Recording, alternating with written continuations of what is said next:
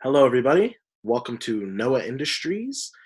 Today is going to be our third lab, and this lab is going to be all about SEO, OER schema, and overall using these two tools and ideas within web developing and trying to improve upon the NOAA Industries identity. So to kick it off, I think it's important to understand the main sort of focus of this week, maybe carried a little bit more than the OER schema did, and that would be SEO. Now, SEO stands for Search Engine Optimization, as you can see in the middle of the screen. And to sum it up in my words, Search Engine Optimization, SEO, is the idea and the way that businesses and companies and web designers and developers and people who publish websites, it's their way of driving more clicks and more publicity through the use of certain and specific meta tags. It's their way of driving sort of business towards their website and towards their mobile app and towards their online identity.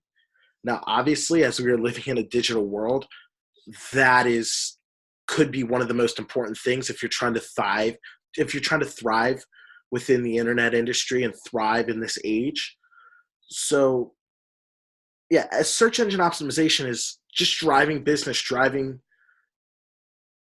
eyes towards your page, and businesses will actually spend thousands upon hundreds of thousands upon millions of dollars for these SEO specialists who will tell them what the best sort of ways to improve their brand is using SEO.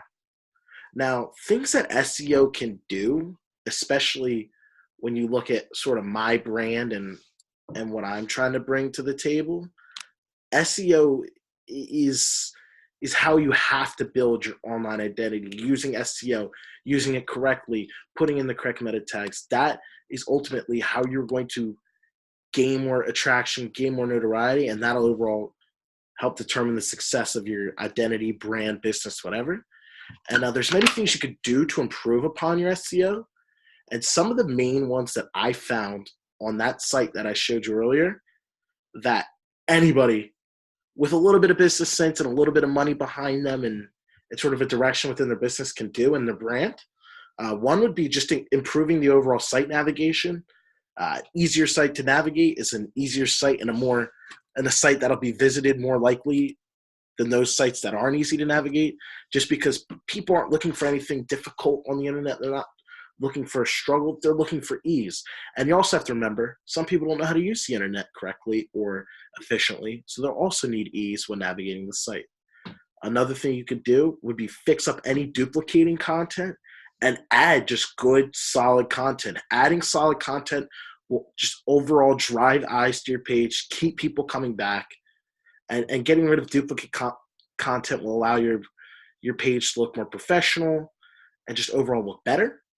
And the last thing that I found very interesting, this part will take a little bit of money, but I think if you're a legitimate business or brand and have a direction and have a drive, you can do this.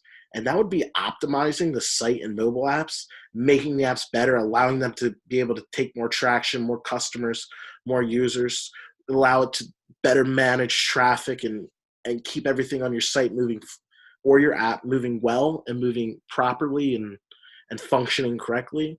So as you see, this is just all involves getting traffic and gaining notoriety through these search engines. So if you're getting notoriety, what's the point if your site can't handle more eyes? If your app can't handle more users, more kids playing your game? It does not matter what you do unless your sites and your mobile apps are properly optimized and able to handle that sort of business. So that's just a little bit of search engine optimization.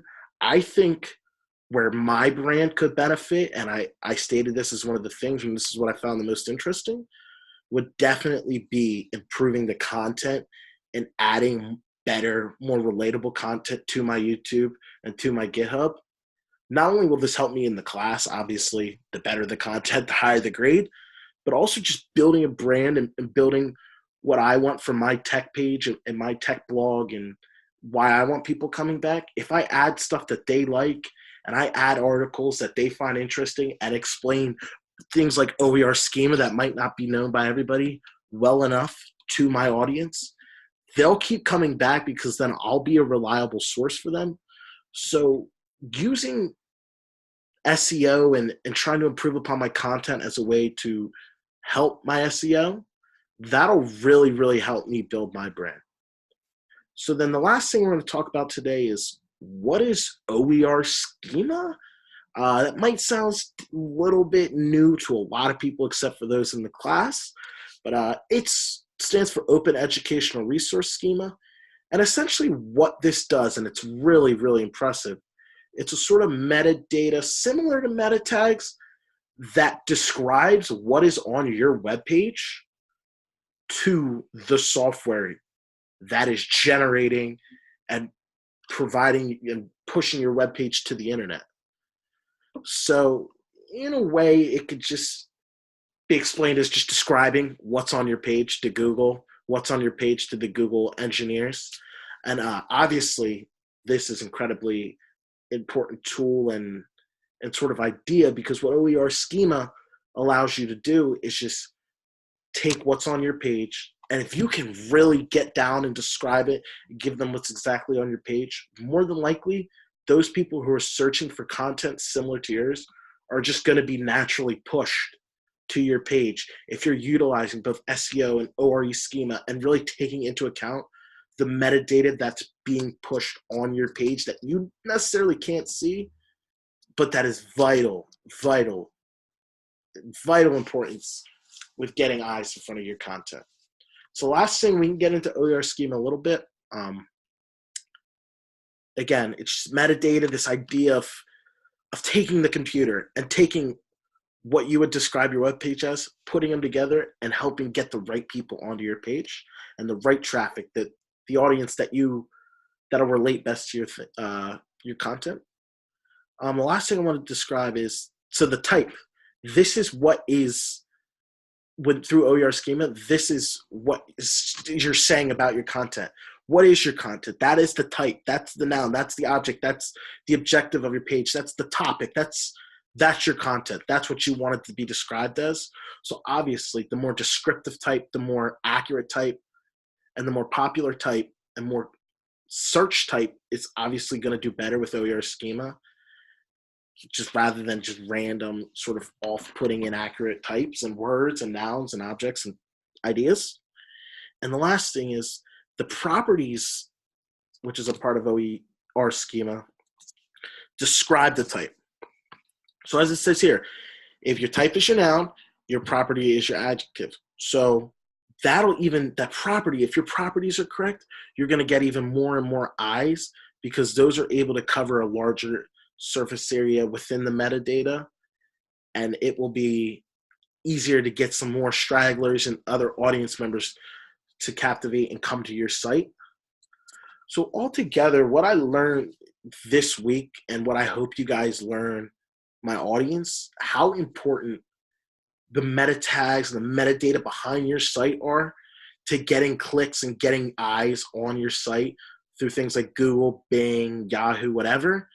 And as a brand myself, I'm definitely going to use some of the things that I've learned this week and that I've preached this week to help build the Noah Industries brand into something that I would be really happy with.